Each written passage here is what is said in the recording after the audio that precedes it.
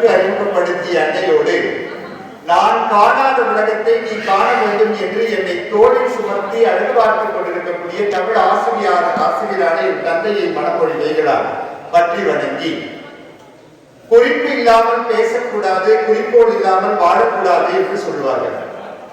அப்படி தான் வாழ்ந்து இந்த உலகத்தை வாழ வைத்தவர்களில் இருவர் தெய்வப்புலவர் திருவள்ளுவர் முதற்கொண்டு திருமுருகவள்ளல் வாரியார் சுவாமிகள் வரை இந்த ஆன்மீகத்தை எப்படி எடுத்து செல்ல வேண்டும் என்று நமக்கு எல்லாம் வழிகாட்டிக் கொண்டிருக்கக்கூடிய அவர்களோடு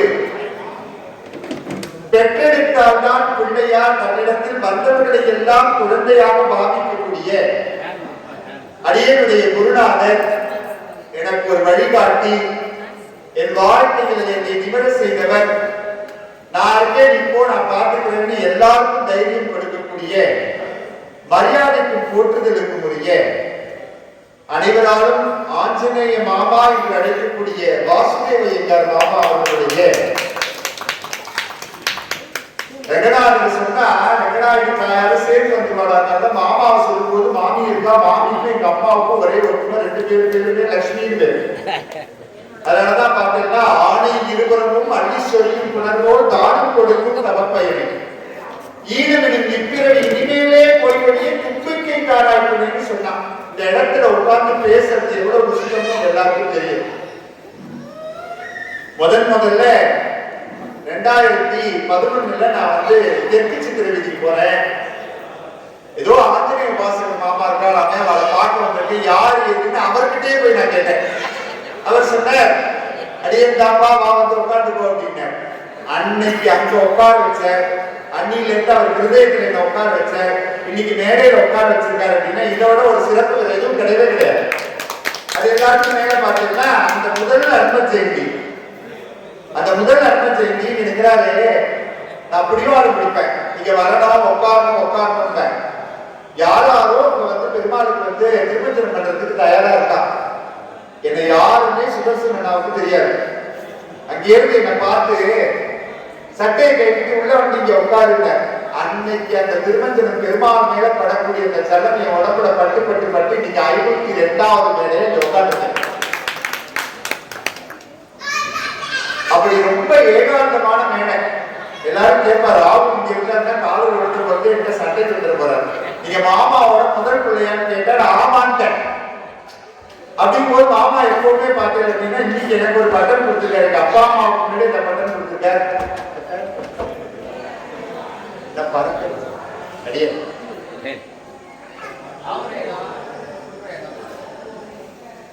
எங்கள் செல்ல பிள்ளைக்கு மாமா எனக்கு பட்டன் கொடுத்துருக்காரு. நீங்க எனக்கு 2 விதத்துல பயம் இருக்கு. ஏன் அப்படின்னா நான் மானசீக குருவான்னு நினைக்கக்கூடிய எங்க அப்பா முன்னாடி உட்காந்துருக்காரு. அவர் முன்னாடி நான் சரியா பேசணும். அது எல்லாத்துக்கும் மேல பாத்தீங்கன்னா என்ன வளர்த்தவர் இங்க உட்காந்துருக்காரு. அவர் எந்த மேலையும் இங்க உட்கார மாட்டாரு. எங்க உட்காந்துருக்காருன்னு நான் வார்த்தையில கவனமா இருக்கணும்னு இருக்கேன். அதனாலதான் தமிழ ரொம்ப அழகா சொல்லப்பட்டிருப்பாரு, நான் நயம். இதெல்லாம் உட்காருங்க. நான் நயம். இதோடனே சுதர்சன நான் நினைக்க முடியாது. கூட்டம் சேர்க்கறதுக்காக எல்லாரையும் உட்கார வைக்கிறான் பாருன்னு நினைக்கக்கூடாது. நின்று கேட்பதை விட ராமநாமத்தை அமர்ந்து கேட்டால் அவன் கூடவே இருப்பான். அதுதான் இன்னைக்கு தலைப்பு. அனுமனியுடைய பெருமைக்கு தான் நம்ம பேச போறோம். எனக்கு முன்னாடி பார்த்தது அப்படின்னா என்னுடைய அனுபவம், அவருடைய அனுபவத்துல பாதிய வயசு இருக்குமா தெரியல. கைங்கரியம் பண்றவாட பார்த்தா நமஸ்காரம் பண்ணணும். பக்தராய் பணிவார்கள் எல்லாருக்கும் அடியே, பரமனையே பாடுவார் அடியார் கும்மடியே. இங்க உட்காந்து இருக்கும்போது ஆத்துல கேஸ் அடைச்சிட்டோமா, டிவி ஆஃப் பண்ணிட்டோமா, கூட்டிட்டா. எனக்கு 45 வயசா இருந்த எங்க அம்மா ஆட்டோல ஏறினோன்னு என்ன கேட்கிறேன், நான் ஆத்து கதவை கூட்டிட்டானா, நீ கூட்டிலையோ கூட்டலையோ தெரியல, அங்க எனக்கு போன சீக்கிரம் வந்து போயிருக்காங்க. ஏன் இது சொல்ல தெரியுமா? சித்தத்தை சிவன்பாடே வெட்டார். இந்த மனசுக்கு 2 பேர் உண்டு. உங்களுக்கு தெரிஞ்சுக்கோ, மனசுன்னு ஒண்ணு பேரு. இந்த மனசு எப்படின்னா அவனுடைய சொரூபத்தை வச்சு சொல்லணும். குரங்கினுடைய தன்மையை போல என்ன பண்ணுமா, அளவாந்துட்டே இருக்குமா. இங்கிருந்தங்க தாவுமா. எங்க அம்மா கிட்ட ஆட்டோட ஏறி உட்காந்து ஆட்டுக்கதை கூட்டிட்டேன்னு கேட்டா, எனக்கு பேசுறதே மறந்து போயிடுது. எனக்கு வர வழியில ஆட்டுக்கதை கூட்டிட்டேனா இல்லையா. மனம் அலைவாய்ந்து கொண்டிருக்கிறது இல்லையா. மனசு அளவாந்துட்டே இருக்குமா. அதனாலதான் அலைவாய்ந்து கொண்டிருக்கக்கூடிய மனதை ஒருநிலைப்படுத்தி சித்தத்தை சிவன்பாடே வெட்டாரும் அடியே. சிவன் ஆஞ்சநேயர்லாம் ஒண்ணு கிடையாது. அவன் என்ன பண்ணிட்டு இருக்கான் தெரியுமா? மாமா எனக்கு முதல்ல ஒரு ஆஞ்சநேயர் படம் கொடுத்தாரு அப்படின்னு எங்க ஆத்துல இருக்கு. அந்த ஆஞ்சநேயர் எப்படி உட்காந்துருக்காரு தெரியுமா? படம் உடனே எங்கேயோ பெருசா கொடுத்துட்டாரு மாமா. நான் பத்திரமா வாங்கிட்டு வந்துட்டேன், யார்த்தையும் சொல்லாதுன்னு சொன்னா நான் வாங்கிட்டு வந்துட்டேன். அந்த படம் எப்படி இருக்கு தெரியுமா? ஆஞ்சநேயர் 2 கையிலும் மடியில வச்சுக்கிட்டு, நம்மளுக்குன்னா ஏதாவது குறை சொன்னா மாமா ஆஞ்சநேயர்கிட்ட உட்காந்துட்டு கையில அந்த பீடத்தை கையில வச்சுக்கிட்டு கண்ணை மூடிக்கிட்டு இப்படியே தியானம் பண்ணிட்டு சொல்றாரு பார்த்தீங்களா? அந்த மாதிரி ஆஞ்சநேயர் உட்காந்துக்கிற படத்தை என்கிட்ட கொடுத்தார். ஆஞ்சநேயர் பிரத்யட்சமா என்கிட்ட உட்காந்துருக்கான். சித்தத்தை சிவன்பாலே வைத்தார் அப்படின்னு சொன்னாலே அவன் பிரத்யட்ச மூர்த்தியா எப்படி உட்காந்துருக்கானா? ராமா ராமா ராமா நினைச்சுட்டே உட்காந்துருக்கான். அதனாலதான் ஆஞ்சநேயர் நான் 3 வார்த்தை எடுத்துட்டு தான் வந்திருக்கேன். சொல்லின் செல்வன் ஏன் ஆஞ்சநேயரை கூப்பிடுறோம்? அனுமதாசன் ஏன் ஆஞ்சநேயரை கூப்பிடுறோம்? அவருக்கு ஒரு பண்பாடுன்னு சொல்றதை மட்டும்தான் எடுத்துருக்கேன்.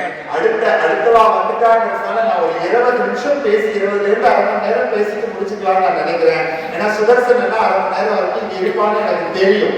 அதனாலதான் எனக்கு முன்னாடி இங்க மரியாதைக்குரிய குருவாயூர் இசைக்குழுவினரின் பக்த பாமாலை நடக்குது. அதாவது கோயம்புத்தூர்ல இருந்து அவ வந்திருக்காங்க. அவளுக்கு ஒரு கைத்தட்டல் கொடுக்கணும். இந்த மேடை சாதாரணமான மேடை கிடையாது. திருச்சியில இதுவரைக்கும் இந்த மேடை ஏற்றி அழகு பார்த்தவா யாருமே கிடையாது, இந்த மாமாவை தவிர. இங்க இருக்கிறவா யாரா இருந்தாலும் மேடை ஏறணும், எல்லாரும் பேசணும், எல்லாரும் நல்லா இருக்கணும். வந்தவா எல்லாரையும் பிரசாதம் வாங்கிட்டேதான் சாப்பிட்டேதான் கேட்கக்கூடிய பிரத்யட்சமான ஒரு கண்ணன் இருக்காங்க எங்க மாமா தான். நான் அடிச்சு எங்க வேணாம்னு சொல்றேன். அதுக்கு நான் கைத்தட்டக்கூடாது, நமஸ்காரம் பண்ண முடியாது. சாப்பிட்டியா? நான் ஒரே ஒரு உதாரணம் சொல்லிட்டு அவா ஸ்ரீரங்கத்திலிருந்து வந்துட்டு அவா என்ன பார்த்து சொன்னா, நான் உங்களை நிறைய பார்த்துருக்கேன், நிறைய மேடைகளை நீ பேசி பார்த்துருக்கேன் அப்படின்னு. அதை கேட்கறதுக்கே பயமா இருக்கு. நீங்க காத்தால நான் காரைக்குடியில வேலை பார்க்குறேன். நீ 2026 உனக்கு திருச்சியில வந்து ப்ரமோஷனோட டிரான்ஸ்ஃபர் ஆயிடுன்னு சொன்னார் மாமா. சொன்னா எனக்கு 2026 ப்ரமோஷன் வந்துட்டு டிரான்ஸ்ஃபர் வந்துட்டு பிரத்யேகமா அவர் எனக்கு சொன்னார். நான் அவரை நம்புவேன். என்ன ஆளையே காணும் அப்படின்னா ஆஞ்சநேயர் கேட்கிறான்னு அர்த்தம். என்ன ஆளையே காணும் அப்படின்னு. இப்போ நீ காத்தால பார்த்தேன் அப்படின்னா நம்ம ரெட் போஸ்ட் ஆஃபீஸ்ல வண்டியில போயிட்டு இருந்தேன். நேற்றுக்கு என்னோட பட்டிமன்றம் மெகா டிவியில போட்டாங்க. ஒரு மேடமும் ஒரு சாரு வண்டியில உட்காந்துட்டார். டிவியில வரான்னு சொன்னா பயமா இருக்கு. அவர் என்ன பண்ணாரு தெரியுமா? பார்த்துட்டு அவர் உடனே என்ன சொன்னார்? அவர் என்ன சொன்னார்? இவர் இன்னைக்கு ராத்திரி பட்டிமன்றத்தில் வந்தாருல பார்த்தையா அப்படின்னு அவர் கேட்டார். எனக்கு ஒரு விடுப்பு வந்து நம்மள சொல்றாரு, வந்து ஹெல்மெட்டை கைவிட்டேன். நீங்க இருந்தாலும் ஹெல்மெட்டை கைவி 200 ரூபா ஃபைன் கட்டிங்கன்னா அது நிர்வாகம் பொறுப்பாகாது. ஹெல்மெட்டை கைவிட்டோம்னா அந்த மேடம் அப்படி பார்த்துட்டு இது வெடிக்கிட்டு இருக்கிட்டா. அவர் என்னை பார்த்து சிரிச்சாரு. அந்த மேடம் பின்னாடி காத்து மாமி என்னை குத்து விடுற மாதிரி ஒரு குத்து விட்டு ரோட்ல வண்டியை பார்த்து ஓட மாட்டீங்களா, நேரம் ஓட வேண்டியதானே, ஏன் அப்படின்னு சொல்ற? அவர் பார்த்தா மாதிரி இருக்கணும்னு அந்த மேடம் சொன்னா, ஆமா இன்னைக்கு காலத்துல இருந்து ஸ்ரீரங்கத்தை ஒருத்தர் 8 பவுன் சங்கிலி அடிச்சு போயிட்டாரா, அவரு போட்டு இருந்த சட்டையும் இந்த கலர் தான் இருந்துச்சுங்க. நான் உடனே ஹெல்மெட்டை போட்டுட்டு அந்த சிக்னல் சீக்கிரமா வருமானு பார்த்தா வேலையே இல்லை. தொலைக்காட்சியில் வருவது பெருமை அல்ல, தொலைக்காட்சியில் சொன்ன செய்திகளை கேட்டு உங்களை நான் தொலைக்காட்சியில் பார்த்திருக்கிறேன் என்று சொன்னால் என் பெற்றோர்களுடைய ஆசீர்வாதம், மாமாவுடைய பிரத்யட்சமான ஆசீர்வாதம். அவ மேலே ஏறி வந்து ராமனை பாடுறாரு. ரொம்ப அழகா கபரமானுக்கு ஒரு வார்த்தையை சொல்லி பாடினா அவளுக்கு எவ்வளவு பெரிய அற்புதமான அவளுக்கு ஒரு கைக்கட்டல் கொடுத்துடணும். ஏன்னா கோவிலுக்கு தேவை குடமுழுக்கு நீராட்டு ஜனவரி மாசம் நடக்க போகுது. எல்லாரும் உங்களோட கைக்கட்டை எடுத்து பண்ணுவோம்.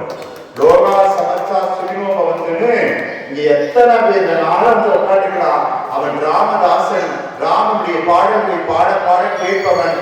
ஒவ்வொரு மாதமும் மூல நட்சத்திரத்திலையும் இங்க வந்து என்ன நடக்கிறது அப்படின்னு கேட்டீங்கன்னாக்க பிரத்யட்சமா ரொம்ப ஏகாந்தமா சங்கீத கச்சேரி நடக்கிறது, சங்கீத உபன்யாசம் நடக்கிறது. போன மக்களும் எனக்கு நடந்த விஷயத்துல உபன்யாசம் நடக்குது. நான் அங்க வந்து பண்றதுக்குண்டான வாய்ப்பு கிடைச்சது. அப்ப கேட்டேன், 5 பேர் 6 பேர் தான் உட்காந்து கேட்கிறாளேன்னு கேட்டேன். ஒரு மாமி கிட்ட சொன்னார், நீ 5 பேர் 6 பேர் கேட்கறான்னு நினைக்காத, எழுத்தாப்புல ஒருத்தர் நின்றுட்டு ஒன்று சேவிச்சுக்கிட்டே பெருமாளை சேவிச்சுட்டே கேட்டுச்சுன்னா உன் வார்த்தைகள் ரொம்ப பத்திரமா இருக்கும்னு சொன்னான். அது உண்மை. அப்பதான் மாமா ஒரு நிகழ்ச்சி கூப்பிடுறா அப்படின்னா வந்துட்டு போவேன். உங்க எல்லாருடைய ஆசீர்வாதத்தை என்னுடைய சொந்த கதையை சொல்லல.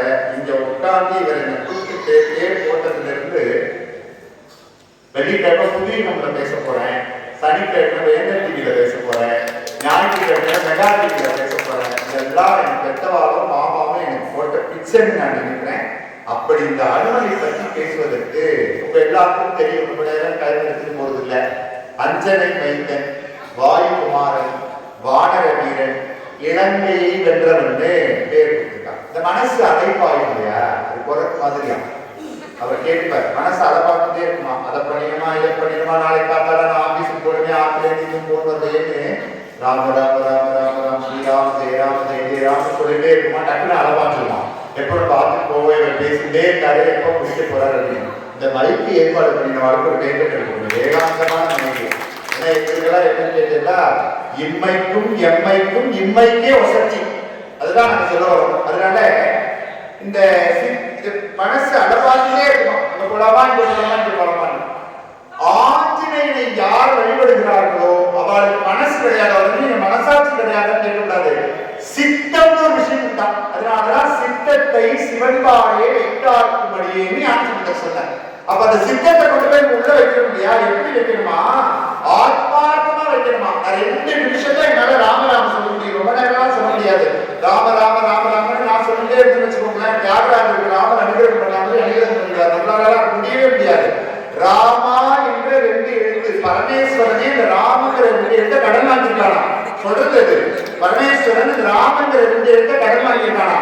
என்னுடைய ராமனிடத்தில் கடன் வாங்கி இருக்கிறார்கள் என்று சொன்னால் பட்ட கடனை திருப்பி அளிக்க வேண்டும் என்றால் சித்தத்தை அவர்கிட்ட வைக்கணுமா. அதனாலதான் ஆஞ்சநேய மூர்த்தி என்ன சொல்றார், சித்தத்தை ஒருமுகப்படுத்தணுமா.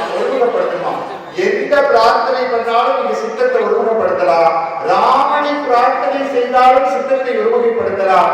ஆனால் ஆஞ்சநேயரை நினைத்துக் கொண்டு ராமனை பிரார்த்தனை செய்தால் சித்தத்தை ஒருமுகப்படுத்தலாமா. அதனாலதான் எப்படின்னு கேட்டீங்கன்னா, இந்த 63 நாயன்மார்கள் இருக்கா இல்லையா, அவெல்லாம் சிவனுக்கு அடிமை கிடையாது, சிவன் அடியார்களுக்கு அடிமை. ஆழ்வார்கள் 12 பேர் இருக்காரு இல்லையா. நான் சுதர்சன நான் சொல்லும்போது இப்பதான் பேர் சொல்றேன், என்ன பண்ணிக்கணும், அடியே தாசானு தாசன்மா, உனக்கே இன்னும் கைங்கரியம் பண்ணி எனக்கு போறப்பா, நான் எப்படி பெருமாளுக்கு போய் கைங்கரியம் பண்ண போறேன்னு அவன் கேட்டான். அதனாலதான் சித்தத்தை சிவன்பாலை வைத்தாக்கும்படியே திருவாரூர் பிறந்தார்கள் எல்லாருக்கும் அடியே.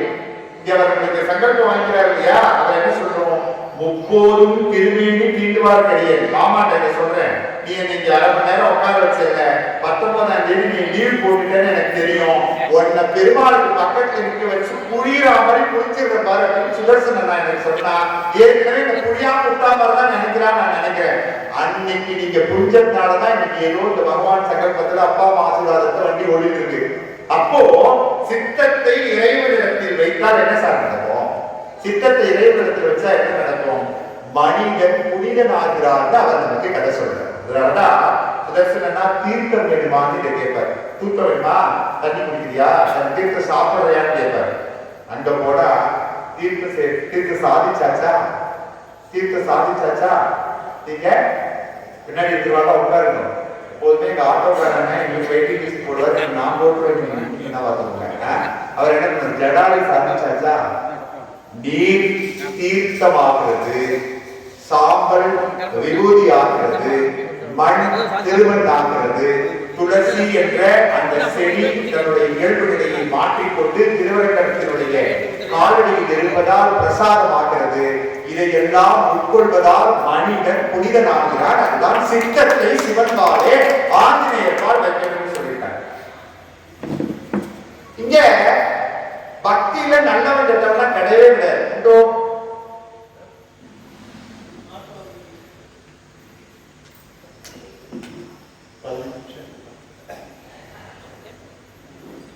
எனக்கு பெரிய ஆச்சரியம் என்ன தெரியுமா, பெத்தெடுத்த அம்மாவும் இங்க இருக்கா, வளர்த்த அம்மாவும் இங்க இருக்கா, மாமியே நீங்க பேசலாம் பேச நான் மாமாட்ட ரெக்கமெண்ட் பண்றேன்னு சொல்றாங்க. தாயார்கிட்ட உத்தரவு வந்திருக்கு. பக்தியில நல்லவா கெட்டவன் கிடையாது, உயரமா இருந்தா நல்லவன், இதா இருந்தா கெட்டவன் கிடையவே கிடையாது.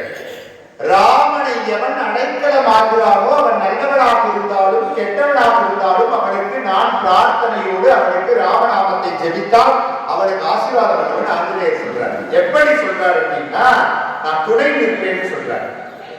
ராவணனை பார்க்கும்போது பார்த்தீங்க அப்படின்னா, ராவணனை ஆஞ்சநேயர் பார்க்க போறாரு இலங்கைக்கு. தூதுதான போறார், தூது போய் வாழ சுருட்டி கொண்டு மேல சிம்மாசனத்துல இப்படி உட்கார்ந்துருக்காரு. அப்ப கூட நீ ஏன் இப்படி அவசரமா உட்கார்ந்துருக்க அப்படின்னா, ராம ராமன்னு சொன்ன, ராமா ராமான்னு சொன்ன, அது என்ன வசதி இருக்குனாரு ஆஞ்சநேயர். அப்படி சுத்திட்டு உட்கார்ந்துருக்காரு. இலங்கையில் இருக்கிறவங்க கொடூரனா இருக்காங்க. அவன் என்ன பண்றான் அப்படின்னா தீயை கொண்டு போய் வச்சிருக்கான். அனுமனுடைய வாழ்க்கை தீ வைக்கிறான். விபீஷணன் கேட்டு ஓடிக்கிட்டு சொல்றான், என்டா மகாபாவியடா, அவன் தூது வந்தவன்டா. தூது யார் சொல்ல வந்தாலோ சொன்னவன் மேல கோபம் இருந்தாலோ, நீங்க ஒரு காரியத்தை எடுத்துக்கோங்க, மாமாவோட அனுமதியோட இதை சொல்றேன்.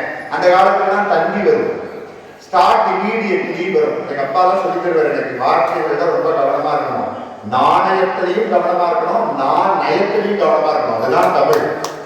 அப்போ என்னாச்சு, தூது வந்தவன நீ சபிக்கப்படாது. யாரோ ஒருத்தர் ஏதோ காரியம் ஆயிடுதுன்னு அந்த தண்ணி நான் கொண்டு வந்து கொடுக்குறான்னு வச்சுக்கோங்களேன், அவனை போய் திட்டப்படாதுல்ல. ஏன்னா அவன் தூது வந்தவன் தானே, அவன் சொன்ன வேலையை செய்ய வந்திருக்கான். அனுமன் தூது வந்தவன்டா, அவன் வாழ்க்கை தீய வைக்காதீங்க. தீய வச்சேன்னா மகா பாவன்டா. அவனை எப்படியாவது அனுப்பிச்சு விடுக்கடா, அவன் ரொம்ப நல்லவன்டா, அவனை அனுப்பிச்சு விடுக்கோ. ராவணா, நான் மட்டும் ஒன்று சொல்றேன், நல்லா கேட்டுக்கோ. நீ உனக்கு நான் தம்பி தான், ஆனால் சீதா பிராட்டி இந்த கொடுமைப்படுத்தாத. அவ ஆத்துக்காரோட இருந்தாதான் வசதி. அதனாலதான் நீங்க முன்னாடினா இங்கே புக்காத்திலிருந்து பிறந்தாத்துக்கு போகும்போது தம்பதி சமேதனா போனோமா, அப்பதான் அந்த ஆர்த்தி எடுப்பாளாம். அந்த ஆர்த்திய 12 சுத்து சுத்துவாளாம். கௌரி கல்யாணம் மாதிரி சுத்துறாரு இல்லையா, 6 சுத்து புருஷா இருக்கு, 6 சுத்து பொண்டாட்டின்னு சொல்லி நம்ம வேணும் சொல்லியிருக்கு. அந்த 6 12 சுத்த சுத்தினோடனே அந்த கொட்டை எடுத்து முதல்ல யாருக்கு வைப்பான்னா, அதெல்லாம் இருந்திருக்கு. ஆத்து மாப்பிள்ளைக்கு மாமியார் கொட்டு நெத்தியில வச்சு விடுவாங்க, கை நடிக்கிட்டே வச்சு விடுவாங்க. ஏன்னா அவர் பார்த்து நம்ம குழந்தைய பொன் குழந்தையை பார்த்து காவந்து பண்ணிக்கிட்டு இருக்காரு இல்லையா, அவன் வந்து சீதா பிராட்டி ராமனோட தான் இருக்கணும், அவனை பாடா படுத்தாதுக்கடா உருடான்னு சொன்ன உடனே தன்னுடைய சூழ்ச்சனையான ஒரு கண்ணால ராமன் அந்த கூட்டத்திலேயே ஒரு நல்லவன் இருந்திருக்கான், அவன் விபீஷன் என்று சொன்னான். அப்படி விபீஷன் என்று சொன்ன உடனே வந்தவனை கண்டிக்கவோ கொடுமை காக்கவோ சுக்ரீவன் வந்து சொல்றாரா, அவன் விபீஷன் அந்த கூட்டத்தில் இருக்கா, நம்மளோட வந்து சேர போறான், அவனை நம்மளோட சேர்த்துக்கலாமான்னு கேட்டவன ராமன் சொன்னானா, இருந்த இடம் என்னவோ அவன் பகைவருடைய கூடாரத்தில் இருந்துதான், ஆனால் அவனுடைய மனம் நல்ல பண்பை கொண்டிருக்கிறது, அவன் அப்பா அம்மா அவனை நல்லா வளர்த்துருக்கான், அதனால நான் முடிவு பண்ணிட்டு அவனை கொண்டு வந்து சேர்த்துக்கோ. அப்ப ஆஞ்சநேயர் சொன்னாரா, நல்லவனாக இருந்தாலும் தீயவனாக இருந்தாலும் ராமநாமத்தையும் ராமன் தான் எனக்கு எல்லாமே என்று எவன் வருகிறானோ அவனை நான் காப்பாற்றுவேன் சொன்னார். விபீஷணனுக்கே இந்த மோட்சம் கொடுத்திருக்கிறார் அப்படின்னா, சாதாரணமா ஜிபி கேவிஎம் சௌபாகியால இருக்கக்கூடிய கணேஷ் கொடுக்க மாட்டாரா என்ன? நீங்க உடனே என்ன செய்யலாமா நினைக்க கூடாது. கொடுக்க மாட்டாரா என்ன? நிறைய கொடுப்பாரு. அதனாலதான் கோயிலுக்கு தேவை குடமுழுக்கு நீராட்டு, குழந்தைக்கு தேவை அன்னையின் தாளாட்டு, மேடையில் இருக்கிறவர்களுக்கு தேவை நீங்கள் தரும் கைத்தட்டல் எனும் பாடம். அப்போ நல்ல தம்பி யாரா இருந்திருக்காரு? லோகத்திலே நல்ல தம்பி யார் தெரியுமா? சொல்லுங்க, யார் நல்ல தம்பி சொல்லுங்க. லோகத்திலே ஒரு நல்ல தம்பி, வசதியான தம்பி யார் சொல்லுங்க? யாருமே என் தம்பின்னு சொல்ல மாட்டேங்குது. நான் சொல்றதுக்கு வாய்ப்பு இல்லை, எனக்கு தம்பி கிடையாது, 2 பேருமே எனக்கு 2 அக்கா தான் இருக்காங்க. 2 அக்காவுக்கு எனக்கு அம்மா தான். அதாவது தம்பி யாரு தெரியுமா?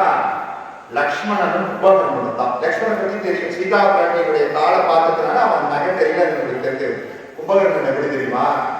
6 மாதம் தூங்குறான். வசத்தியான ஒரு ராம பக்தர்னு ஆஞ்சநேயர் சொல்ற முடியா? வசத்தியான சிவகாட்டின் சீமானாய் வாழ்ந்தவன் ராவணன்.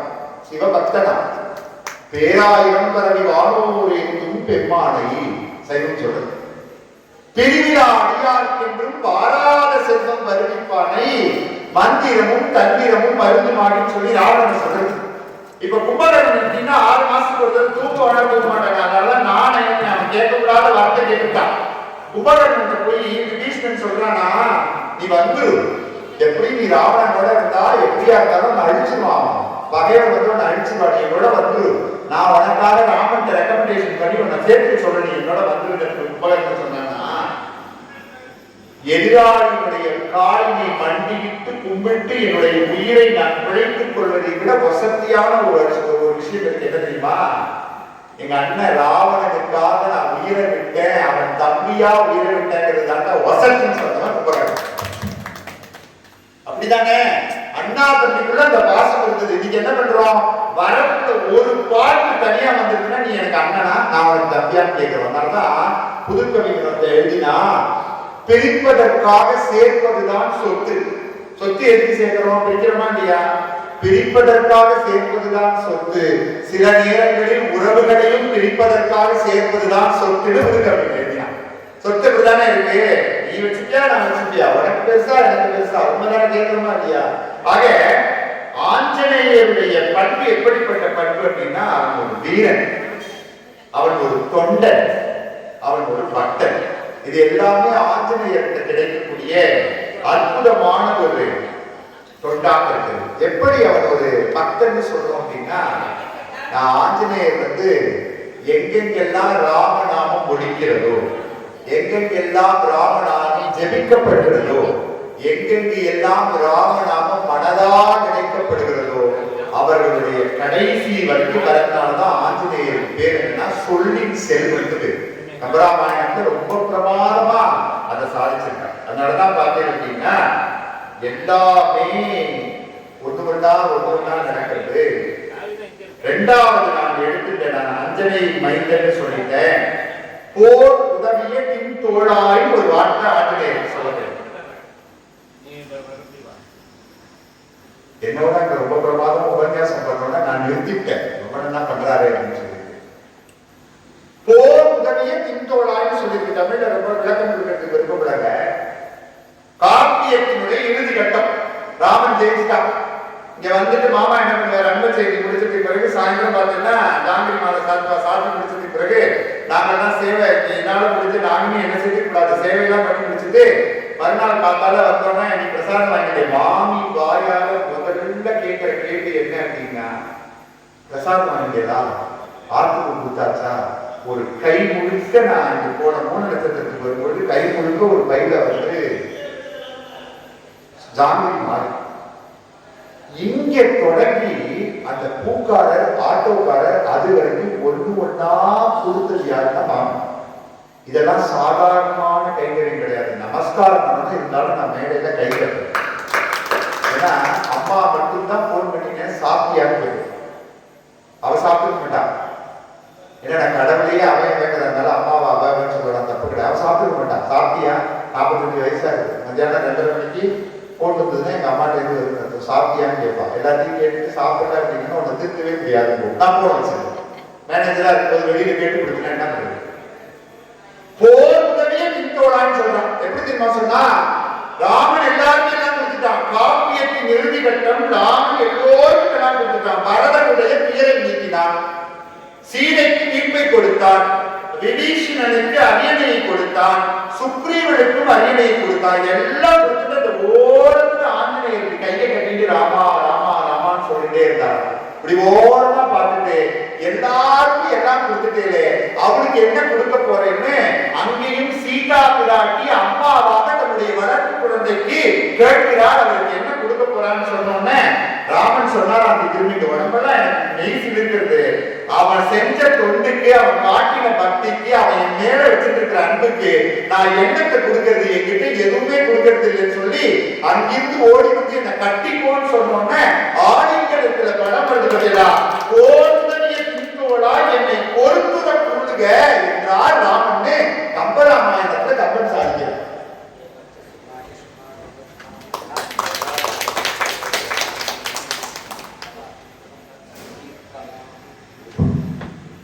ராமனை கட்டிட்ட அனுமருக்கே என்ன தொண்டு செஞ்சோட கட்டிட்டாரு. நான் பேசின எனக்கு இவ்வளவு கொடுத்திருக்காரு அப்படின்னா கேட்கிறவங்களுக்கு எல்லாம் கொட்டி கொட்டி கொடுப்பான் தான் நான் நினைக்கிறேன். சாதாரணமான விஷயம் கிடையவே கிடையாது. நான் இப்படி நிற்கிறேன், நீ என்ன கட்டிக்கோண்டா, எவ்வளவு பெரிய வசதி தெரியுமா? அதுதான் கம்பன் சொல்றான் ரொம்ப அழகா, போர் உதவி பின்தோழா என்னை பொறுத்து கொடுங்கன்னா நீ என்ன கட்டிக்கடா. அப்பா தானே குழந்தைய சொல்ல வாழை பண்ண கட்டிக்கோன்னு சொல்லுவாரா சொல்ல மாட்டாரா? வளர்ந்துருக்குன்னா அந்த குழந்தைய சொல்ல மாட்டோம். ஏன்னா தோளுக்கு மேல வளர்ந்துருக்குன்னா சொல்ல மாட்டாங்க இல்லையா, அன்பு உள்ள இருக்கும். அதனாலதான் அம்மா இடுப்புல குழந்தைய சுமந்தா அப்பா தோல்ல சுமக்கிறார். அம்மாவுக்கு தமிழ் வசதியான மொழி. தமிழ் யாராவது தப்பா பேசினா கல்ல விட்டு அடிக்கணும். நானே சொல்றேன், யாராவது அடிக்க சொன்னான்னு கேட்டா என் பேரு கம்ப்ளைண்ட் பண்ணிருக்கோம். ஆயிரம் உயிரெழுத்து இன்மென்ற மெய்யெழுத்து மா என்ற உண்மை எழுத்து. இந்த மா பயன்படுத்தப்பட்டிருக்கு இல்லையா, தமிழ்ல 10வது எழுத்து மா.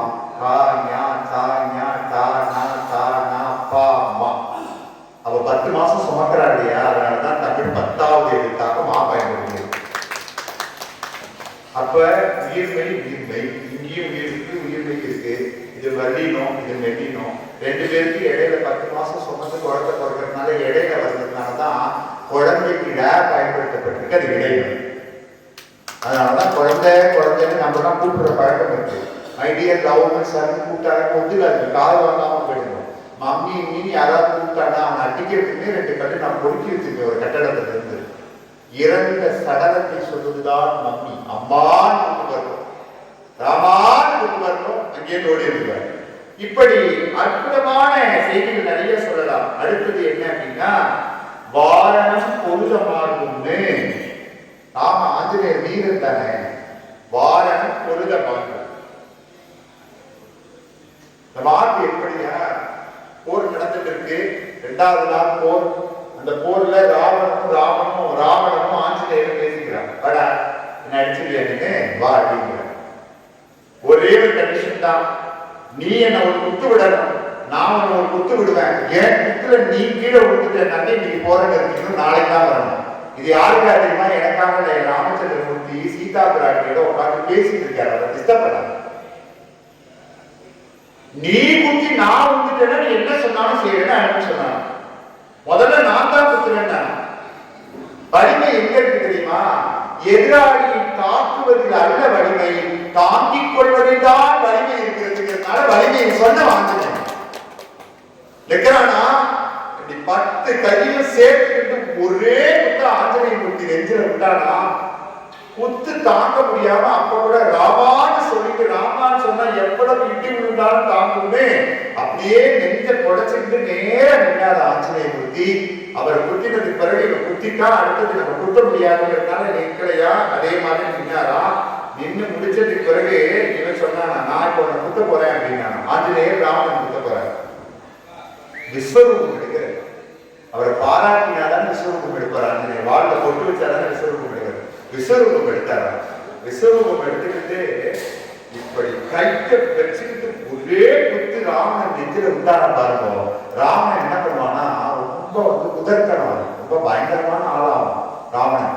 அவன் என்ன பண்ணுவானா, யானை இருக்குதுல அந்த நெஞ்சில முட்டி முட்டி முட்டி மோதி அந்த தங்கத்தை உடைச்சு படும்போது ஒரு ஆபரணம் போட்டுட்டு இருப்பான். இந்த மதுரை பக்கத்தெல்லாம் போனேன்னா பாப்படம் போட்டுட்டு இருப்பான், தண்டட்டி போட்டுப்பா தெரியுமா. தங்கத்தை என் கையில் வைத்திருந்து நாளை என் பிள்ளைகள் என்னை பார்க்காமல் இருந்தாலும் பரவாயில்ல, இந்த தண்டட்டி என்னை காப்பாற்றுங்கிறதுனாலதான் தங்கத்தை ஒட்டி வைத்திருப்பதால் தண்டட்டி தெரிஞ்சு உள்ளடங்காய்.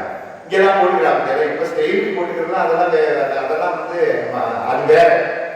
இப்படி விட்ட நேரத்தில் அந்த யானை தந்தம் இங்க வரிசையா பதிஞ்சிருந்தான். ஒரு குத்து விட்டானா பாருங்க, அந்த யானை தந்தமே ரொம்ப பவர்ஃபுல்லா இருக்கும். அந்த யானை தந்தை இங்க பட்டு பின்னாடி தெரிச்சு போயிட்டான். அதனாலதான் கம்பர் சொன்னார், வாரணம் பொருதமாகும். ஒரு அடி குட்டோடனே ஆஞ்சநேயரே குத்து மார்புல இருந்து தொடர்ச்சி போய் அந்த தந்தம் வெளியில கீழே செதறி விழுந்துதான். கீழே இருக்கக்கூடிய எலும்புகளா ஏதோ ஒரு புதுசா உணவு கிடைச்சிருக்குன்னு அது ஒவ்வொன்றா பொறுக்கி எடுத்து போனதான். பொறுக்கி எடுத்து போன எலும்புக்கு அந்த தந்தம் விழுந்தது ஹீட்டு தெரிஞ்சோட யாரையோ அடைச்சிருக்கான்னு விட்டுட்டு அப்படியே புத்துக்கள் ஓடிருக்கான். அதுதான் வாரணம் பொருதமாகும்னு ரொம்ப ஏமாற்றமா அந்த இடத்துல சொன்னதோட இல்லாம இங்க எல்லாம் ஆஞ்சநேயருக்கு எல்லாமே இருக்கு. இங்க அஞ்சலி ஒன்று பெற்றான், அஞ்சலி ஒன்றை சாப்பிட்டு சொல்றேன் இல்லையா. இது எல்லாம் ஒரு பக்கம் இருந்தாலும் அடிக்கடி நாம படிக்க வேண்டிய ஒரு ஸ்லோகம் என்ன ஸ்லோகம் தெரியுமா? ஹனுமன் சாலிசாவை பிரத்யட்சமா நம்ம படிக்கணும். தமிழையும் இருக்கு, சமஸ்கிருதத்திலும் இருக்கு. ஸ்ரீ குரு சரண சரோவர் ஆரம்பிக்கா ஜெய் ஹனுமான் ஞான சுதன், அது உங்க எல்லாருக்கும் தெரிஞ்சிருக்கும். எனக்கு மனப்பாடம் இல்லை, அதனாலதான் நான் வார்த்தை பிரயோகத்தை தப்பா பயன்படுத்தக்கூடாதுன்னு நிறுத்திருக்கேன். யாரோ கேட்டேன், அவங்க எல்லாருக்கும் தெரிஞ்சிருக்கோம். சோழமங்கலம் சகோதரிகள் சொல்வார், கண்டசுத்தி கோஷம் பாடினா அவளோட மருமானான எங்க அப்பா அவளோட ஒருத்தருக்கு தம்பி. அதனாலதான் இப்படி ஒரு மேடையில சொன்னேங்கம்மா, ஒருத்தருக்கு ஏன் காரைக்குடியில சோழமங்கலம் சகோதரிகளுடைய மருமகன் நான் கண்டசுத்தி கோஷம் பாடுவாரியான்னு சொன்னேன். அங்க உட்காந்துருக்கிற ஒருத்தன் ரொம்ப நேரமும் முறைச்சு பார்த்துட்டே இருந்தான். அவன் நீங்க தலைகீழே கண்டசக்தியை தவிர கவசம் சொல்லுவேலான்னு கேட்டான். நீ என்ன தலைகீழே கட்டிவிட்டாலும் நீ பார்த்து படிக்க தெரியாது, எனக்கு கேட்காதா. ஹனுமான் சாலிசாவை எழுதியவர் யார் அப்படின்னா துளசிதாசன் எழுதுற. இந்த ஹனுமான் சாலிசாவை எப்படி படிக்கணும் அப்படின்னா, உங்களுக்கு வாழ்க்கையில ஒரு இன்டர்வியூக்கு போறோம், குழந்தைகள் எக்ஸாமுக்கு போறது, குழந்தைகள் நாளைக்கு ஒரு இன்டர்வியூக்கு போய் படிக்கிறது அப்படின்னா இந்த ஹனுமான் சாலிசாவில் இருக்கக்கூடிய வார்த்தைகளை பிரயோகப்படுத்தினால் உங்களுக்கு அந்த வார்த்தைகளை பயன்படுத்தக்கூடிய அற்புதமான வார்த்தை பிரயோகம் தடை இல்லாம வருமா. அதனாலதான் துளசிதாசன் ரொம்ப பிரமாதமா எழுதினார். நான் தான் சொல்லும் பொழுது அஞ்சிலே ஒன்று பெற்றான், அஞ்சிலே ஒன்றை தாவி, அஞ்சிலே ஒன்றாராக ஆரியக்காவி ஏகி, அஞ்சிலே ஒன்றை பெற்ற அனக்கு அயனர் கண்டையலார் ஊரில் அஞ்சிலே ஒன்றை வைத்தான் வாயுமாறன். அஞ்சு புதத்துல ஒன்று வச்சு என்ன காப்பாற்றுவான் சொன்னார். அவன் என்னை அழித்து காப்பாற்றார். அப்போ எதிரிகளிடம் பகைவர்களிடம் நமக்கு பிரச்சனை இருக்கா? நம்மளுக்கு எதிரிகளிடம் பகைவர்களிடம் பிரச்சனை இருக்கா? யாருக்குமே போரிடத்துக்கு பயமா இருக்கா? எங்க போனாலும் இந்த பகைவர்கள் என்னை துரத்தி அடிக்கிறாரா? அப்படி அவர்களிடத்திலிருந்து நான் வெற்றி பெற வேண்டும் என்று சொன்னால் ஹனுமான் சாலிசாவை படிக்கணுமா. உங்களுக்கு லோனே வாழ்க்கையில் இருக்கக்கூடாதுன்னா நீங்க யாரை பார்க்கணும் தெரியுமா? மயிலோனை பார்க்கணும். மயிலோனா யாரு? முருகன். பழனிக்கு போனேன்னா லோனே இருக்காது. அதே மாதிரி நீங்க ஹோமியோபதி, வேற என்ன பத்தி இருக்கு? ஹோமியோபதி இருக்கு, வேற என்ன பத்தி இருக்கு? அலோபதி இருக்கு, என்னென்னமோ பத்தி இருக்கு இல்லையா? வெங்கடாஜலபதியை பார்த்தா இந்த பதி எதுவும் நம்ம போராட்டாமா, இதை சொல்லிக் கொடுத்தது குருநாதர் தான். அப்போ ஒவ்வொன்றுக்கும் நம்மளுக்கு இருக்கு. அப்படி என்ன அப்படின்னா வெற்றிலை காப்பு, வெண்ணெய் மாலை, வடமாலை சாத்திக் கொள்ளக்கூடியது எல்லாத்திலையுமே சிறப்பு இருக்கு. இப்படி எல்லாம் நிறைய ஆஞ்சநேயரை சொல்லிட்டே போறோம். அதுல சொல்லின் செல்வன் மட்டும் நான் சொல்லிட்டு என்னுடைய அடுத்த ஒரு 5 நிமிஷத்துல என்னுடைய உரையை நான் தெரிந்து கொள்ளலாம்னு நினைக்கிறேன். சொல்லின் செல்வன் ஏன் சொல்றோம் அப்படின்னா அனுமனுடைய பேச்சை நீங்க கேட்கணும்.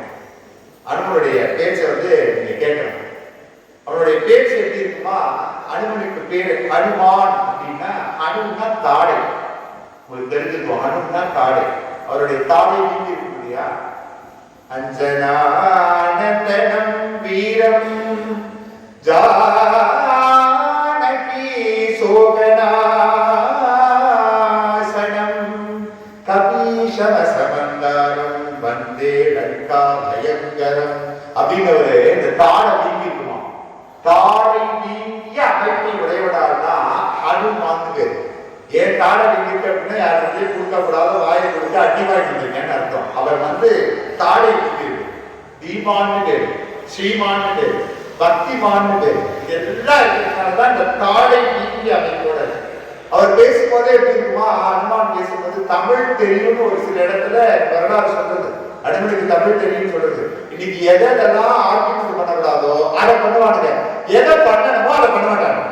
இப்போ இந்த தாடை வீங்கி அனுமான் பேசும்போது எப்படி இருக்குமா? ரொம்ப அழகா ஒரு மிட்டோன்ல இருக்குமா. என்ன மாதிரி ஒசர கத்த மாட்டாராம், பாமா மாதிரி ரொம்ப சாத்தியமா பேச மாட்டாராம், ஒரு மீடியமான மாடரேட் டோன்ல இருக்குமா. அதனாலதான் பாத்தீங்கன்னா அவருடைய பேசக்கூடிய வார்த்தைகளில் இருந்து வரக்கூடிய குரல்னால அவர் நித்திய விவேகத்தை சார்ந்தவரோடு ஒரு டவுட் தான். மங்களகரமான வார்த்தையை பார்த்தார். அதாவது பரதனையும் ராமனையும் போய் பார்த்துட்டு வந்திருக்கிறது யாரு? விபீஷணன் வந்திருக்காங்கன்னு கேட்டோன்னே நம்ம யாரு நீங்க எங்க இருந்திருக்கீங்கன்னு கேட்போம். அவன் ஹனுமான் சொன்ன கேட்டானா? கம்பர் ரொம்ப அழகா சாதிக்கிறார். ஹனுமான் கேட்டானா என் இறைவனிடத்தில் சொல்ல வேண்டும், நீ யார் என்று கேட்டானா. அப்ப என்ன அர்த்தம்? நான் அங்க போய் சொல்லணும், அதுக்காக உன் பேர் சொல்லுன்னு அர்த்தமா. அப்போ மங்களகரமான வார்த்தைகளை பேசுவதால் இவன் எதிர்வேதமான கேள்வி, எதிர்வேதமான சந்தேகம் தான். வால்மீகி ராமாயணத்துல ரொம்ப பிரமாதமா சொல்றாரு. 3வது தான் வசதி. அவன் பேசக்கூடிய வார்த்தைகள் தான் என்ன அப்படின்னா பாட்டு பாடுற மாதிரியே இருக்குமா, சங்கீதத்திலேயே இருக்குமா. ஆமா, ராமராமன் காதல் தான் பாட்டு பாடுற மாதிரி தானே இருக்கும். சங்கீதத்திலேயே இருக்கிறதுனால சாம வேதமா இருக்குமோன்னு ஒரு சந்தேகம் இருக்கலாம். எல்லாத்துக்கும் மேல உச்சரிப்புல மிக சரியா பேசக்கூடியவனா ஆனா உச்சரிப்புல நீங்க வேணா இன்னைக்கு நைட்டு போய் படுத்துக்கிட்டு ராம ராம ராமன் சொல்லி போவோம். உங்க கனவுல கண்டிப்பா ஆஞ்சநேயர் மாமாவோட கூட்டின்னு வருவேன். கூட்டின்னு வந்து அவங்க கிட்ட பேசுறானா உச்சரிப்புல சரியா இருக்கா இல்லையா கணேஷ்க்கு நீங்க போய் சொல்லுங்க. அட முடிந்தே இருந்தேன், வருகையே வருகையே வருகையே, நாளைக்கு காலத்துல நான் சீக்கிரம் ஆபீஸ்க்கு போய் ஜென்மாந்தத்துக்கு வருவான். சித்தத்தை அவன் பால் வைத்து நீங்கள் பிரார்த்தனை செய்து வருகிறது. காலம் தாழ்த்தாமல் சொல்ல வந்ததை மிக சரியாக சுருக்கமாக சொன்னார். அதனாலதான் இங்க பாத்தீங்கன்னா எல்லாரும் சொல்றா, மாமா சொல்லுவார் எல்லாருக்கும் கொஞ்சம் நேரம் கொடுக்கணும் நேரம் கொடுக்கணும். அவரோட அனுகிரகம் வந்து உட்காரணுமா. காலம் தாழ்த்தாம சொல்ல வேண்டியது சொல்லி சொல்லிட்டு போ, உனக்கு ஸ்லாட் முடிச்சு போயிடுத்தீங்க, நீ வந்து உட்காருன்னு சொல்லக்கூடிய ஒரு அனுபவத்தினால காலங்காலத்தாம நம்ம அதை சொல்லிக்கணும். அதனாலதான் பார்த்தேன் அப்படின்னா அவனுக்கு பேரு சொல்லின் செல்வன் பேரு. சொல்லின் செல்வன்னா என்னன்னா சொன்னால் செய்வான். இன்னொரு மொழி என்ன தெரியுமா? தமிழ் அழகான மொழி. சொன்னால் செய்வான். அவன்கிட்டே செல்வத்தை வச்சிருக்கிறதால சொல்லினுடைய செல்வனாக அவர் இருக்கிறார். மூணாவது என்ன அப்படின்னா இதுதான் வசதி. இதோட என்னுடைய இதை முடிச்சுக்கலாம் நான் நினைக்கிறேன். எல்லாருக்கும் தெரியும் ராமகாதையில சொல்லக்கூடியது என்ன அப்படின்னா அவளை பார்க்கறதுக்காக ராமனுடைய மனசு போடக்கூடாதே, ராமன் மனசுல என்ன தெரிஞ்சுக்கிட்டு நீ வந்து அங்க போய் பார்க்கணும்னு சொன்னதுனால கல்யாணத்துக்கு முன்னாடி நல்ல கணவன் அமைந்ததுனால வெத்தலை மாலை போடுவா, வடமாலை சாப்பிடுவா, வெண்ணெய் சாப்பிடுவா. கேள்விப்பட்டு ஆமானுடைய அறிமுகம் எனக்கு எப்படி கிடைச்சதுன்னா தாராபுரத்துல இருந்து நான் வந்துட்டு திருச்சி டிரான்ஸ்பர் எடுத்து இந்த பஸ்ல அவர் சொன்னேன். திருச்சியில அவர் லாங்குவேஜ் சொன்னேன். ஐயா இருக்காரமே, எதுவுமே எதிர்பார்க்க மாட்டாராமே, நம்ம என்ன நினைச்சு போனாலும் அங்க நடக்குமாமே, பார்த்துருக்கீங்களான்னு கேட்டேன். நான் இப்பதான் வந்திருக்கேன், நினைச்சிட்டு இருக்கேன் நிறையா, அவர்கிட்ட போனா நடக்குங்கிறது எனக்கு தெரியாது, நீங்க நம்புவேன்னு நினைக்கிறேன். மிக சரியா அந்த அன்பு செய்தி முடிஞ்சு அடுத்த வருஷத்துல என்னோட ஒரு பஸ்ல வர சார் நான் உங்களை பார்த்த ஞாபகம் இருக்கா அப்படிங்க. அவர் என்ன கேட்டேன், திருப்பி நீங்க பழையபடி ஹெட் போஸ்ட் ஆஃபீஸ் போயிடாரு, அதெல்லாம் முடிச்சு போயிடுது, ஞாபகம் இருக்கு. அவர் போய் பார்த்தீங்களான்னு கேட்டார். அவர் ஒவ்வொரு வாரமும் தாராபுரத்திலிருந்து தாயார சைக்கிட்டு வெள்ளிக்கிழமை வெள்ளிக்கிழமை சுக்கரவாரம் வராரு. ஆனா நம்ம என்ன சொல்றோம், எனக்கு டைமே இல்லைன்னு டைம் இல்லைன்னு சொல்றோம், அதை கொண்டு வந்து நீங்க எடுத்துக்கோ. பார்த்தீங்களான்னு கேட்டேன். நான் பார்த்தேன், அவர்கிட்ட போய் நான் பிரார்த்தனையும் பண்ணிட்டேன்.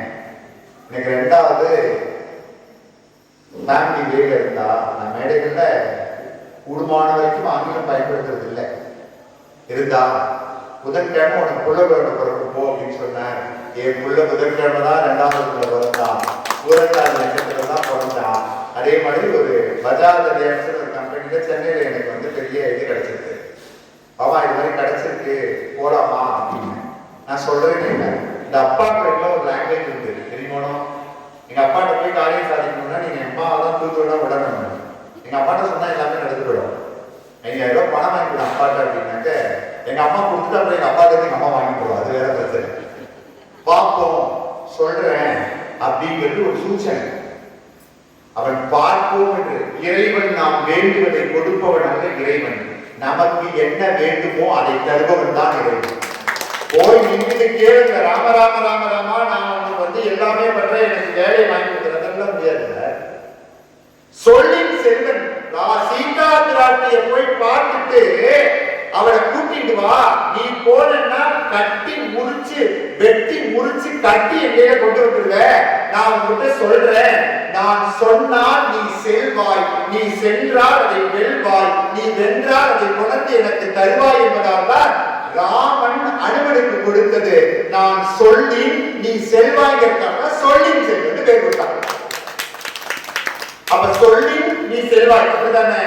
எதிரிகளிடம் என்ன பிரச்சனை வருதுங்கிறது நம்ம பார்த்துட்டு தானே இருந்தோம். அதனாலதான் பார்த்தது அப்படின்னா சீதையை தேடிப்போ என்றால் செல்வன், இலங்கைக்கு செல்வன், வெல்வன், சென்று சீதையை காண்பன், வென்று கண்டேன் சீதையை என்று சொல்வன், சொல்லி அவன் சொன்னதை செய்வதால் தான் சொல்லின் செல்வன் ராமகிருஷ்ணன். அவன் சொன்னதால் தான் சொல்லின் செல்வன் தானே. அப்ப அவன் சொல்றதை நம்ம செய்யணுமா வேண்டாமா? மூல நட்சத்திரத்துக்கு இங்க வாங்கோ, உங்களால ஆன கைங்கரியத்தை பண்ணுங்கோ. நீங்க இங்க வந்தேன்னா எனக்கு மிகப்பெரிய வாய்ப்பு என்ன தெரியுமா? நான் எதிர்பார்க்கவே இல்லை. நான் ஒவ்வொரு வருஷமும் மாலை போட்டுட்டு மலைக்கு போவேன். ஃபர்ஸ்ட் முதல் வருடம் போனேன். அப்ப வந்து அறிவோம் மாலைங்கிற தமிழ் யூடியூப் சேனல்ல இருந்து என்னை வந்து ரெக்கார்ட் பண்ணா அது போட்டா கிட்டத்தட்ட 1500 பேர் அதை பார்த்தாங்க. இன்னைக்கு நான் வரும்பொழுது நான் மெனக்கட்டு போட்டேன்னா அவர் கையில பிடிக்கவே பிடிக்க முடியாது. அவர் ஒரு கார்பரேட் கம்பெனியில வேலை பார்த்துட்டு அது எப்படி பாருங்கோ, ராமதாசனை பார்ப்பதற்காக என்னை ஒளிப்பதிவு செய்து கொண்டு ஐயப்பன் அமர்ந்திருப்பதாகத்தான் நான் உணர்வேன். அவர்தான் யூடியூப் சேனல் இருந்து வந்துட்டேன். நான் சொல்லிட்டேன், நம்ம கோவில் இங்க வாங்க. நான் திரும்பவும் சொல்றேன் அன்பு சகோதரருக்கு, நீங்க இங்க வந்திருக்கீங்க, உங்க யூடியூப் சேனல் எங்கேயோ போக போகுது. அது காரணம் தெரியுங்களா? இந்த மண்ணில் உட்கார்ந்துருக்கிற அவரும் அதற்கு சாட்சாத் நான் தான். என்ன பேச போறோன்னே தெரியாது. எனக்கு தெரிஞ்சு ஒரு நான் கிட்டத்தட்ட ஒரு 10 வருஷமா பேசிட்டு இருக்கேன்.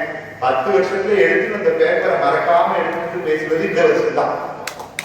காரணம் என்ன தெரியுமா? எனக்கு ஸ்கூல்ல இன்ஸ்பெக்ஷன் நடக்கிறது. இங்க ஒரு அப்பா உட்காந்துருக்கேன், அங்க ஒரு அப்பா உட்காந்துருக்கேன். ஆட்டோல போகும்போது கொஞ்ச நேரத்துக்கு இந்த மேலூர் ரோடு வரைக்கும் போற வரைக்கும் எங்க அப்பாட்ட சரியா பேசுற அப்படின்னா 10க்கு 3 மார்க்குன்னு அர்த்தம். பரவாயில்ல அப்படின்னா 10க்கு 5.5 மார்க்குன்னு அர்த்தம். நாளைக்கு அந்த எங்க அம்மாட்ட நைஸா கேட்டுருவேன், உங்க ஆத்துக்காரருக்கு சொன்னாரு பத்தி ஏன் உங்க அப்பான்னு சொல்ல முடியும்? ஆக சொல்லி செல்வனாக எனக்கு ரொம்ப சந்தோஷம் என்ன அப்படின்னா, இங்க உட்கார்ந்துருக்கிறவா எல்லாருமே அவருடைய அனுகிரகத்துக்காக எல்லா சதிதானமும் சாத்தினாலும் உன்னை கேட்கறதுக்கு உட்கார்ந்துருப்பான்னு ஒரு அனுகிரகம் இருக்காரு. அதுதான் நடந்தது. அதனாலதான் ரொம்ப அற்புதமான ஒரு இறை வேதி நான் அவர்கிட்ட சொன்னேன். என்ன அப்படின்னா, நீங்க 17-10 வருஷம் நான் இங்க பேசிட்டு இருக்கேன். அதோட இல்லாம எதிர்வரக்கூடிய 19ஆம் தேதி ரொம்ப பிரம்மாண்டமா இங்க அன்பு சேர்த்தி நடக்க போறது. இதை நான் இறை வேள்வின்னு தான் சொல்றேன். இறை வேள்வி தான். ஏன்னா வேள்வியில தான் நம்ம எதுவா இருந்தாலும் பண்ணணுங்கிறதுனால 97 பால் குடங்கள் வீதி உள்ள வர போறது. 108 கலச ஸ்தாபனம் ஹோமங்கள் வேதபாராயணம் பண்ண போறா. சிறப்பு அபிஷேகம் 10,008 வடமாலை 10,008 ஜாங்கிரி மாலை சாத்த போறா. எல்லாரும் இதுல கலந்துக்கணும். எல்லாருக்கும் எல்லா சௌகரியத்தையும் நீங்க தெரிஞ்சுக்கணும். ரொம்ப ஏகாந்தமா நீங்க வந்தேன்னா இங்க நான் சுவாமியை பார்த்து இங்க உட்கார முடியுமான்னு இல்லை. நீங்க பாட்டு ரெஸ்ட் எடுத்துக்கிட்டு சௌச்சரியமா எதை பத்தியும் நினைக்காம திருக்கால ரங்கநாதர் என்ன சொல்றோம்னா நித்தியோத்சவம். இங்க வந்தேன்னா வயது நிறைய நீங்க ஆகாரம் சாப்பிட்டு அந்த இறையருடைய திருவருளையும் பெற்று நம்ம அப்பா அம்மா இங்க இருக்கா, அவரை உங்களை பார்த்துப்பார். அவரை வேண்டிட்டு நீங்க வந்தேன்னா மனது நிறைவாக வயிறு நிறைவாக உங்கள் உடல் ரீதியான எல்லா சௌபாகியத்தையும் நீங்கள் பெற வேண்டும் என்பதை அவரிடத்தில் நானும் பிரார்த்தனையாக வைத்துக் கொண்டு என்னுடைய செவிமடுத்து கேட்ட உங்கள் அத்துணை கேட்கும் என்னுடைய உங்கள் பாத வணக்கங்களில் என்னுடைய நன்றி வணக்கங்களை சமர்ப்பித்து உங்கள் அத்துணை கேட்டவர்கள் விடைபெறுகிறேன். நன்றி, வணக்கம். இந்த அன்பு ஜெயந்தி விழா 2வது நாள் தான் இப்பவே கலகட்ட ஆரம்பிச்சது. அதுவும் இந்த உபதியாளர் கண்ணன் எங்கள் வீட்டு சொல்றேன். ஆரம்பத்திலிருந்து ஒவ்வொரு வருஷமும் ஒரு ஏற்றம். அந்த ஏற்றத்துல இந்த வருஷமும் ஒரு புதிய ஏற்றம் வரும்போது அவருக்கு இப்போது அவருக்கு பொன்னாடை போடப்படுகிறது. அவருக்கு ஒரு சிறப்பு கைதல் இருக்கணும். ஏன்னா எனக்கு தெரிஞ்சு 11 வருஷமா தொடர்ந்து இந்த உபதியை நடந்தாங்க. ஒவ்வொரு வருஷமும் அவர் சொல்ற மாதிரி நிறைய பட்டிமன்றங்கள் பேச்சுலாம் நடந்து 526 பட்டிமன்றம் முடிஞ்சிருக்காரு. அந்த சொல்ற பேச்சு கோர்வை அவருக்கு ஆனா அந்த கோர்வையை அனுமாரம் எப்படி ரைட் பண்றாருன்னு அவரோட உடம்பு தெரியுது, அவரோட குடும்பம் தெரியும். அனுமாருக்கு மிக அருமாக வந்துட்டாங்க. அவரை மேலும் மேலும் சிறப்பாக இருக்கிறதுக்காக காந்தியர் பிரார்த்தனை அவர் சொன்ன மாதிரி வெள்ளிக்கிழமை அன்பு ஜெயந்தி ரொம்ப பிரபலமாக நடந்தது. பால்பட உருவங்கள், அதே மாதிரி அபிஷேகங்கள் 1000 வடமாலை, 10,000 ஜாங்கிரி மாலை, தொழில் மாலை, வாழ்பாடு மாலை, ரத்தன மாலை, தொழில் மாலை விதவிதமாக. அதாவது குழந்தைக்கு எப்படி ஆகிப்போமோ அதே மாதிரி கலந்து ரொம்ப கோலாகலமாக பக்தர்கள் முன்னிலை அவ்வளவு பேரும் வெயில் இருக்கிற அளவுக்கு அன்னைக்கு வரப்போறாங்க. அவள் என்ன காரியம் செஞ்சாலும் அவருக்கு அந்த காரியத்தை மாதிரி உடனே பிரார்த்தனை பண்ணிட்டு போனார். அவர் சரியாக எப்போ முடிக்கிறோமோ முடிஞ்சு வருவார். அதுல சந்தேகமே கிடையாது. வேற நான் தெரியும் ஆஞ்சநேயர், ஆனா கூப்பிடுறது ஜீவன் ஆஞ்சநேயர் தான். அவர் சொல்லி ஒன்னொரு காரியமும் நடந்துருக்கு. நான் இதை போய் நிற்பேன், எப்படி முடிக்கணும் என்ன செய்யணும்னு தெரியல. ஒரு பக்தர் வந்த சுவாமி காங்கிரீட் போடுறீங்க, எனக்கு என்ன செலவாகும் கேட்டாரு. ஆனா இன்ஜினியர் சொன்னாரு 500 கூட சிமெண்ட் நாளைக்கு வந்தா வேலையை ஆரம்பிச்சிடலாம் அப்படின்னு சொன்னார். அப்ப என்ன செய்யறது அவர் பார்த்துட்டு என்ன மாதிரி ஆகிட்டு என்ன செய்யணும் தெரியும். சரி அப்படின்னு பார்த்தா அந்த நேரம் பார்த்து ஒரு டாக்டர் வர்றாங்க. அவர் நமக்கு ரொம்ப பிரியமானவர். அவர் சொல்றாரு, சுவாமி நாளைக்கு என்ன பண்ண புரிய கலந்து அத்திவாரம் பண்ண முடியல என்ன ஒரு 500 மூணு சிமெண்ட் நான் தானே நான் கேட்கல வந்தேன். அவராகவே சொல்றார் 500 மூணு சிமெண்ட் காலையில உங்க இடத்துக்கு வரும். அவர் சொல்ல வச்சிருக்கார். அப்படிங்கும்போது ஒவ்வொரு காரியமும் மனதில் என்ன ஏற்படுதோ அதை செய்யக்கூடிய பாடியாக நம்ம கருவியாக தான் இருக்கும். அவர் ஷேர் பண்ணிட்டு இருக்கார். இந்த காரியம் நடக்கிறதுக்கான அமைப்பு இந்த தரம் 37 அடி உயரம், இவ்வளவு சன்னதிகள் ஒவ்வொன்றும் கட்ட முடியுமா? என்ன செய்யுது அப்படின்னா, யாரோ ஒருத்தர் இதை பண்றேன் அதை பண்றேன் அதை செய்யறேன். அது மாதிரி இந்த ராம கைங்கரியம், அதான் அனுமார் கைங்கரியம் கிடையாது, ராம கைங்கரியத்தில் அவர் இருக்காரு. அவரை இந்த தென் அயோத்தியில இந்த 2 நதிக்கும் காவேரி வள்ளலும் நதியில் வந்து பிரம்மாண்டமா இந்த இடத்துல நான் வரப்போறேன் எப்படி கட்ட அப்படின்னா நான் பயந்து போனேன். இன்னைக்கு நான் பயனே இல்லை, ரொம்ப சந்தோஷமா ஆரோக்கியத்தோட எல்லாருக்கும் எதிர்பார்க்கிறது கிடையாது. அவர் தான் எதிர்பார்க்கிறாரு, அவர் தான் செய்யறாரு, அவர் தான் எனக்கு ஜீவனத்தான பண்ணி கொடுக்கிறாரு. நேரத்தையும் இன்னைக்கு நான் அவருக்கு போய் எனக்கு அதை பண்றேன் இதை பண்றேன் கேட்கவே இல்லை. என்ன வேணுமோ அவங்க இது பண்ண எனக்கு மட்டும் மனமா இருக்கும் அப்படிங்கிற அளவுக்கு இன்னைக்கு வாழ்வாங்கி அவரும் வசந்திருக்காரு, என்னையும் வசந்து வச்சிருக்கார். நிறைய பேர்களோட கஷ்டங்கள் நீங்க வந்து நிறைவேறது பெரிய சந்தோஷம்.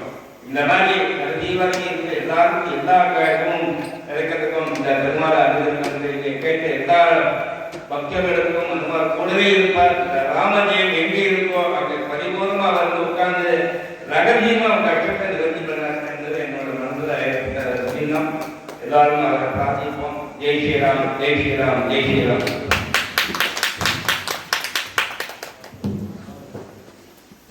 வாங்க எல்லாரும் டிஃபன் சாப்பிட்டு போறோம்.